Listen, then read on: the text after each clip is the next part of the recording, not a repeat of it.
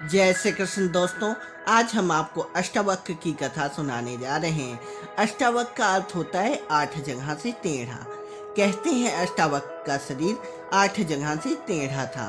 उद्दालक ऋषि के पुत्र का नाम श्वेतकेतु था। उद्दालक ऋषि का एक शिष्य का नाम कहोड़ था। कहोड़ को संपूर्ण वेदों का ज्ञान देने के पश्चात उद्दालक ऋषि ने उसके साथ अपनी रूपवती एवं गुणवती कन्या सुजाता का विवाह कर दिया।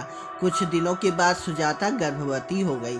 एक दिन कहोड़ वेद पाठ कर रहे थे तो गर्भ के भीतर से बालक ने कहा, पिताजी आप वेद का गलत पाठ कर रहे हैं। यह सुनते ही कहोड़ क्रोधित होकर बोले, तू गर्भ से ही मेरा अपमान कर रहा है, इसलिए तू 8 स्थानों से टेढ़ा हो जाएगा। एक दिन कहोड़ राजा जनक के दरबार में जा पहुंचे। वहां बंदी से शास्त्रार्थ करने लगे और उनकी हार हुई। हार हो जाने के फलस्वरूप उन्हें जल में डुबोकर मार दिया गया। इस घटना के बाद अष्टावक्र का जन्म हुआ। पिता के न होने के कारण वह अपने नाना उद्दालक को अपना पिता और अपने मामा श्वेतकेतु को अपना भाई समझते थे। एक दिन जब उद्दालक की गोद में बैठे हुए थे तो श्वेतकेतु ने उसे अपने पिता की गोद से खींचते हुए कहा, हट जा तू यहाँ से, यह तेरे पिता की गोद नहीं है। अष्टावक्र को यह बात अच्छी नहीं लगी। उन्होंने तत्काल ही अपने माता के पास जाकर अपने पिता के विषय में पूछताछ की। माता ने अष्टावक्र को सारी बातें सच सच बता दी।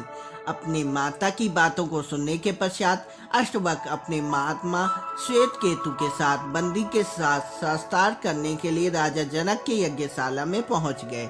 वहां द्वारपालों ने उन्हें रोकते हुए कहा कि यह यज्ञशाला में बच्चों को जाने की आज्ञा नहीं है।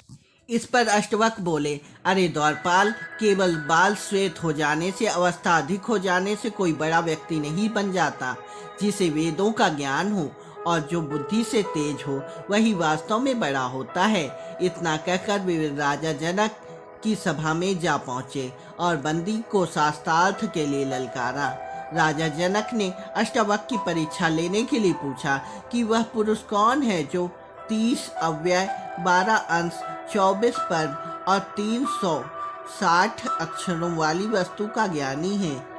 राजा जनक के प्रश्न को सुनते ही अष्टावक्र बोले, हे राजन, 24 पक्षों वाला, 6 ऋतुओं वाला, 12 महीनों वाला और 360 दिनों वाला संवत्सर आपकी रक्षा करे। अष्टावक्र का सही उत्तर सुनकर राजा जनक ने फिर प्रश्न किया कि वह कौन है जो सुस्तावस्था में भी अपनी आंखें बंद नहीं रखता। जन्म लेने के उपरांत कौन चलने में असमर्थ रहता है, कौन हृदय विहीन है और शीघ्रता से बढ़ने वाला कौन है। अष्टावक्र ने उत्तर दिया कि राजा जनक, सुस्तावस्था में मछली अपनी आंखें बंद नहीं रखती। जन्म लेने के उपरांत अंडा नहीं चल सकता। पत्थर हृदयहीन होता है और वेग से बहने वाली नदी होती है। अष्टावक्र के उत्तरों को सुनकर राजा जनक प्रसन्न होकर उन्हें बंदी के साथ शास्त्रार्थ करने की अनुमति दे दी। बंदी ने अष्टावक्र से कहा, एक सूर्य सारे संसार को प्रकाशित करता है। देवराज इंद्र एक वीर है तथा यमराज भी एक है। अष्टावक्र बोले, इंद्र और अग्निदेव 2 देवता हैं। नारद और पर्वत 2 देव ऋषि हैं। अश्विनी कुमार भी 2 ही हैं। रथ के पहिए भी 2 हैं और पति पत्नी भी 2 सहचर हैं। बंदी ने कहा कि संसार 3 प्रकार से जन्म धारण करता है। कर्मों का प्रतिपादन 3 वेद करते हैं। 3 काल में यज्ञ होते हैं और 3 लोक और 3 ज्योतिषियाँ हैं। अष्टावक्र बोले कि आश्रम 4 है, वर्ण 4 हैं, दिशाएं 4 हैं और ओंकार, आकार, उकार और तथा मकार, ये वाणी के प्रकार भी 4 हैं। बंदी ने कहा कि यज्ञ 5 प्रकार के होते हैं। यज्ञ की अग्नि 5 है, ज्ञानेंद्रियां 5 हैं, 5 दिशाओं में अप्सराएं भी 5 हैं, पवित्र नदियां 5 हैं तथा पंक्ति छंद में 5 पद होते हैं। अष्टावक्र बोले, दक्षिणा में 6 गौ देना उत्तम है। ऋतुएं 6 होती हैं, मन सहित इंद्रियां 6 हैं, कृतियां 6 होती हैं और साधक भी 6 ही होते हैं। बंदी ने कहा कि पालतू पशु 7 उत्तम होते हैं और वन पशु 7 ही हैं। 7 समुंदर हैं, 7 छंद हैं, सप्तऋषि 7 हैं, वीणा के तार भी 7 ही होते हैं। अष्टावक्र बोले कि 8 वसु हैं तथा यज्ञ के स्तंभक कोण भी 8 होते हैं।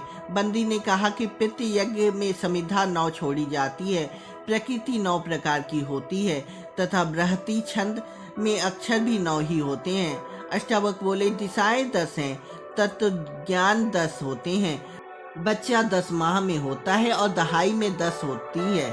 बंदी ने कहा, 11 रुद्र हैं, यज्ञ में 11 स्तंभ होते हैं और पशुओं की ये 11 इंद्रियां होती हैं। अष्टावक्र बोले कि 12 आदित्य होते हैं, 12 दिन की प्रकृति यज्ञ होती है, जगती छंद 12 अक्षर के होते हैं और वर्ष में माह भी 12 होते हैं। बंदी ने कहा कि त्रयोदशी उत्तम होती है, पृथ्वी पर 13 दीप हैं। इतना कहते कहते बंदी श्लोक की अगली पंक्ति भूल गए और चुप हो गए। इस पर अष्टवक्र ने श्लोक को पूरा करते हुए कहा कि वेदों में 13 अक्षर वाले छंद अति छंद कहलाते हैं और अग्नि, वायु, सूर्य तीनों 13 दिन वाले यज्ञ में व्याप्त होते हैं।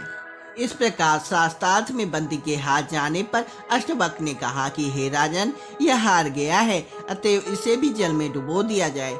तब बंदी बोला कि हे महाराज, मैं वरुण का पुत्र हूँ और मैंने सारे हारे हुए ब्राह्मणों को अपने पिता के पास भेज दिया है। मैं अभी उन सबको आपके समक्ष उपस्थित करता हूँ।